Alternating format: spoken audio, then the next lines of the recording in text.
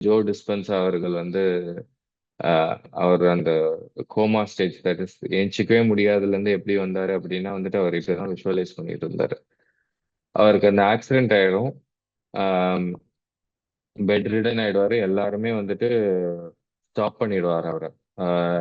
டாக்டரே சொல்லுவாங்க இதுக்கு மேல உங்களோட லைஃப் ஃபுல்லா பெட்ல தான் அப்படின்னு சொல்லிடுவாரு.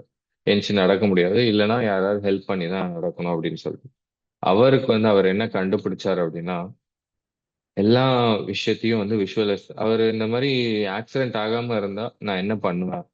காலையில எழுந்துச்சு பிரஷ் பண்ணுவேன், குளிப்பேன், ஆஃபீஸ்க்கு போவேன், கார் எடுத்துட்டு போவேன், அதுக்கப்புறம் அங்க ஆஃபீஸ் கொலீக்ஸோட பேசுவேன், அதுக்கப்புறம் திருப்பியும் வீட்டுக்கு வருவேன், நான் சாப்பிடுவேன், சமைப்பேன், அப்புறம் ஃபேமிலி அந்த மாதிரிலாம் வந்துட்டு அவர் யோசிச்சுட்டு இருந்தாரு. ஸோ அதே மாதிரிதான் ரொம்ப அந்த ஒரு மன ஆஹ், என்ன சொல்றது, ஒரு கான்ஃபிடென்ட்டோட, ஒரு மன தைரியத்தோட, ஒரு விடாமுயற்சியோட அவர் வந்து டெய்லி இதை விஷுவலைஸ் பண்ணிட்டே இருந்தாரு.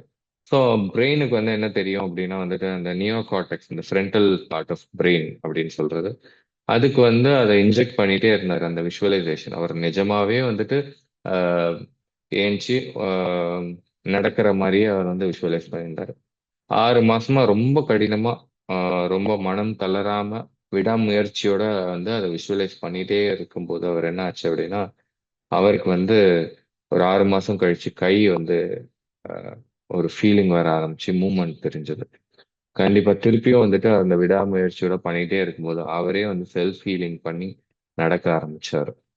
ரொம்ப அருமையா இருக்குல்ல. ஸோ இதுதான் வந்து அவர் கண்டுபிடிச்சாரு.